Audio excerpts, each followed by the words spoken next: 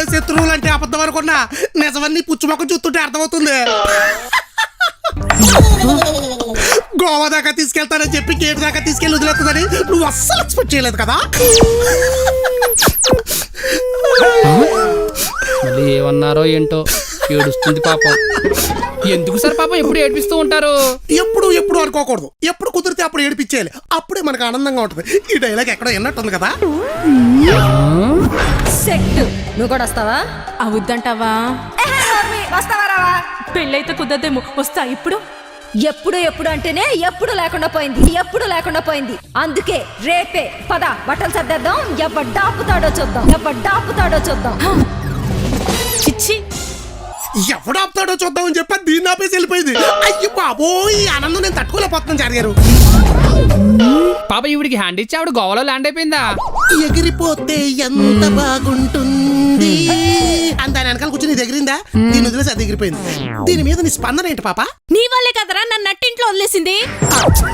ఆయన వల్ల కదండి అందరూ ట్రిప్ వెళ్ళింది.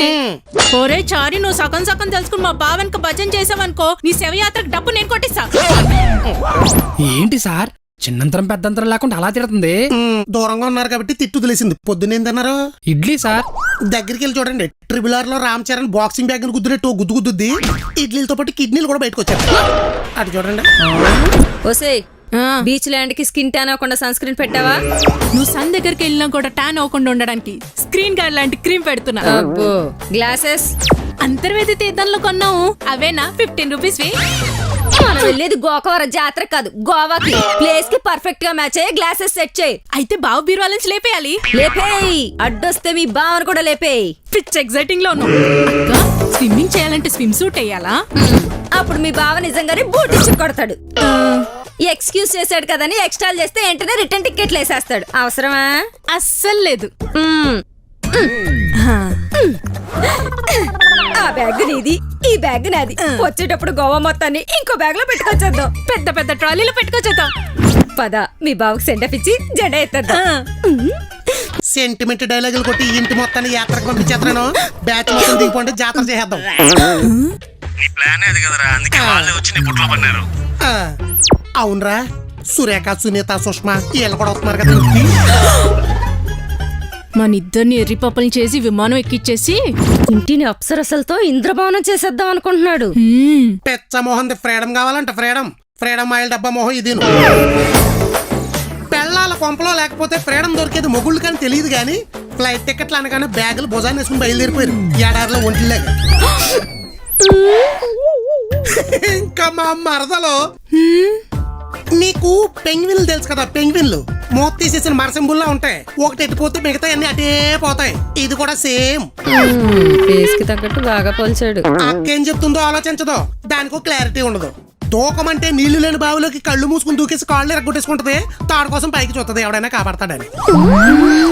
నిజమే. సర్లే, అందరం వచ్చాక మీటింగ్ ఎట్టి మరీ ముచ్చట్లెట్టేద్దాం. గానీ ఇది చివరి ఇచ్చేయండి, వాట్సాప్ లో ఈజీలే వేస్తా. అక్క ఆశయం కోసం చెల్లి త్యాగం చేయాలి. ఆశయం బొక్క, ఆశ పెట్టి అన్యాయం చేస్తే అడుగు తిరిగిపోతావే. నేను గోవా వస్తా. ఇప్పుడు నువ్వు గోవా వచ్చి ఇసుకలో గూళ్ళేం కట్టక్కర్లేదు గానీ ఇక్కడ ఉండే మీ బావకి గోర్ఖా పంచేయి. చచ్చాక ఎముడు నిన్ను డార్క్ సెల్ లో పడేస్తాడే. ఎముడు గొడవ తర్వాత చూద్దాం, ముందు నా మొగుడు సంగతి చూడు. గంటకోసారి కాల్ చేస్తూ ఉంటా, అప్డేట్ ఇస్తూ ఉండు. No no no no no no. ఏంటి నో అంటుంది? చూడండి, బ్యాగ్స్ సర్దేసి క్యాబ్ వచ్చాక ఇప్పుడు గోవాకు నో అంటుంది. ఎగురుకుంటూ పోవడానికి ఏమై రోగం? ఎగిరితేనే రోగం, ఏరోఫోబియా. ఫ్లైట్ ఎక్కను, ఇంట్లోనే ఉంటానంటుంది. అడ్డమైన రోగాలన్నీ అంటించి అడ్డంగా బుక్ చేసేస్తావంటే గుట్ల గోపమోహన్ దానా. ఇంట్లోనే ఉండిపోతే ఎలాగా? కావాలంటే క్యాబ్ బుక్ చేస్తాను. అది క్యాబ్ ఎక్కి వెళ్ళిపోతే మీ క్యాబ్ వస్తుందా? ఏ క్యాబ్? ఏదో క్యాబ్ లేండి, మా క్యాబ్ వచ్చినట్టుంది. వస్తున్నానే, కింద ఉండండి. నాకు అప్డేట్ అవటానికి అప్డేట్ లో ఉండు. ఏమండి, వెళ్ళొస్తాను. ఆరోగ్యం జాగ్రత్త. టైం కి తినండి, టైం కి పడుకోండి. నీకు సూట్ అవును క్యారెక్టర్ చేద్దాం, ట్రై చేస్తే నాకు తెలుసు. సరే, వీటికి లోపల ఏమనుకున్నా తెలిసిపోతాయి. తెలిసిపో మరి. పాప వదిలేసి వెళ్ళిపోయి నెడుతున్నారా? అది వెళ్ళిపోయి ఇప్పటికి 3 రోజులు అయింది. అప్పటి నుండి గొక్కట్టి ఎడుతుంది. అదిగో చూడండి.